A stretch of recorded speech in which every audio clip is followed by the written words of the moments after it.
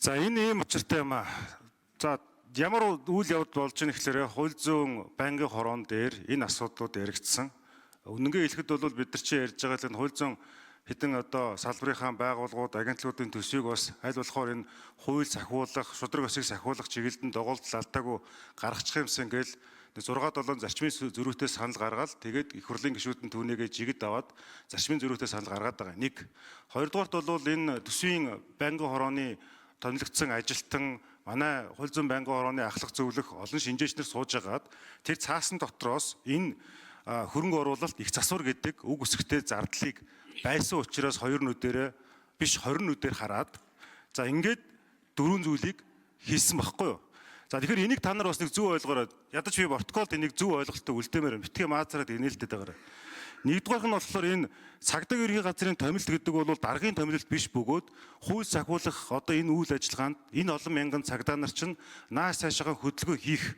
Дээрэс нь бичиг хэргийн зардал гэдэг. Тэгээд бичиг хэргийн зардлыг таньчихлаар тэр олон мэдүүлэг цаасан ч одоо хаанаас гарах юм, хувьсаа гарах юм уу? Нэг. Хоёрдугаар шүүгийн шүдэр гүйцэтгэх газар дээр яг ажиллах юм. Энэ одоо томилтын зардал гэдэг бол аялал зугаалах гад гадаа дотоод явж галуу шувууны мах идэх гэдэг зүйл биш. Энэ ажил хийх процессын зардал. Нэмээд бичиг хэргийн зардал. Дахиад энд чинь баахан бичиг цаас хэрэгтэй болдог. За 3-дугаарт нь хил хамгаалах ерөнхий газрын байр, 4-дугаарт нь төрийн цугаа албан хаагчдын эмнэлгийг одоо 920 сая төгрөгөөр ингээд бууруулсан байгаа даа.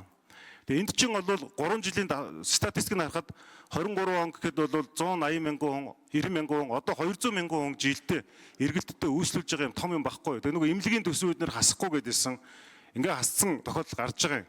Энэ алдаа нь юу вэ гэхээр хөрөнгө оруулалтыг 20% нэр гэж байгаа тэгшитгэж хаснаас болж байгаа. Тэр тэргүүн шадар сайд юм уу тэр сангийн сайдуудын төсөв нэг нь 107, нэг нь 127 тэр хүн төрөний төсвүүд байсан багхгүй.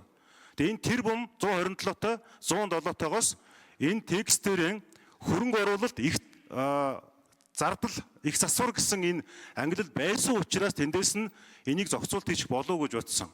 Ер нь бол энэ засгийн газрын гишүүд хоорондоо энийг бас үг нь ярих хэрэгтэй байхгүй. Тэгээ хоорондоо учраа болоогүй гэж байнгын хороод дээр өөр зөрүүтэй мэдээлүүд өгөөд эцэст нь энэ шийдвэр гаргалтын цаана шударгаар ажил хийж байгаа төрийн албан хаагчид жирийн нөгөө хөөрхий цагдаа шүүгийнхэн ял хөдлөлөхөд ажиллаж байгаа хүмүүс эдгээр энэ хүмүүс хохирчж байгаа байхгүй. Шудраг осыг одоо тэр баасан жаргал гишүүн эдрийг ингээд тавлаад авах хэрэггүй байхгүй. Тэр чинь яг нэг даргын зардал биш байхгүй. Тэнд үйл ажиллагааны зардлууд яваад байгаа. Энэ хууль зүйн байнгын орнууд бидний дээр намчирхаагүй маа. Намчирхаагүй ямар нэгэн байдлаар улс төржээгүй цэвэр энэ операшн зардал шудраг осыг сахиулахад шаардлагатай зардал учраас бид нар суулгаж өгсөн юм байгаамаа. За ийм учраас саналаа хураалгая гэж бодож байна.